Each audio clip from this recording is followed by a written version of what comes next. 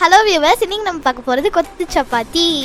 மிச்சம் இருக்கிற சப்பாத்தியை வச்சு தான் நானே அது செய்கிறேன். எப்போவுமே ஃபுட்டு வேஸ்ட் பண்ணக்கூடாது. வேஸ்ட் பண்ணுறதுக்கு பதிலாக நம்ம இப்படியே செஞ்சுக்கலாம். ஹோட்டலில் முட்டை புரோட்டா சாப்பிட்றது நீங்கள் எல்லோரும் பார்த்துருப்பீங்க. ஆனால் புரோட்டா வந்து ரொம்ப உடம்புக்கு கெடுதல். அதுக்கு பதிலாக நம்ம வந்து புரோட்டாவை விட சப்பாத்தியில் இது செஞ்சு பார்க்கலாம். இதுக்கு தேவையான திங்ஸ் 3 முட்டை, 2 பெரிய வெங்காயம், 4 பச்சை மிளகா, 10 கருவேப்பிலை, அப்புறம் வந்து தக்காளி 1. இதுக்கு வந்து அப்புறம் குருமா, அப்புறம் வந்து 4 சப்பாத்தி எடுத்துக்கோங்க. நீங்கள் வந்து குருமா கன்ஃபார்மாக வச்சுக்கணும். ஏன்னா அந்த குருமாவில் தான் செய்யணும். நீங்கள் எவ்வளோக்கு எவ்வளோ டேஸ்ட்டாக வைக்கிறீங்களோ அவ்வளோக்கு அவ்வளோ தான் அந்த சப்பாத்தியும் டேஸ்ட்டாக இருக்கும். ஓகே, டேஸ்ட்டான சப்பாத்தி கொத்து பண்ணுறதுக்கு நம்ம ரெடி ஆகலாமா?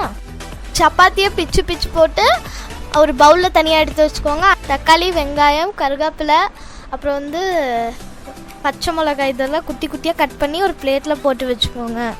அதுக்கப்புறம் முட்டையை உடைச்சி ஒரு பவுலில் ஊற்றிக்கலாம். ஓகே, இப்போ நம்ம குக்கிங் ப்ராசஸ் பார்க்கலாமா? ஒரு கடாயில் எண்ணெயை விட்டு அது நல்லா காஞ்சதுக்கப்புறம் நம்ம கட் பண்ணி வச்சுருந்த ஐட்டம்ஸ் எடுத்து அதில் போட்டுக்கலாம். அப்புறம் வந்து அதை அப்படியே நல்லா தாளிச்சு விட்டுக்கலாம். அதில் தக்காளியை ஆட் பண்ணி நல்லா இப்படி வதக்கிக்கலாம். எக்கை ஊற்றி ஃபஸ்ட்டு இதோட ஆஃப் பாயிலுக்கு தாளிக்கணும். ஸ்டவ்வை மீடியம் ஃப்ளேமில் வச்சுட்டு அப்புறம் வந்து நம்ம கட் பண்ண சப்பாத்தி பீசஸ் எடுத்து இதில் கலந்து விட்டுடலாம். இந்த மாதிரி நல்லா கிளறி விட்டுக்கணும். இது கூட குருமா ஊற்றி நல்லா கிளறணும். நல்லா கிளறிக்கிட்டே இருக்கணும். இப்போ கிளைமேக்ஸ் நெருங்கிருச்சு.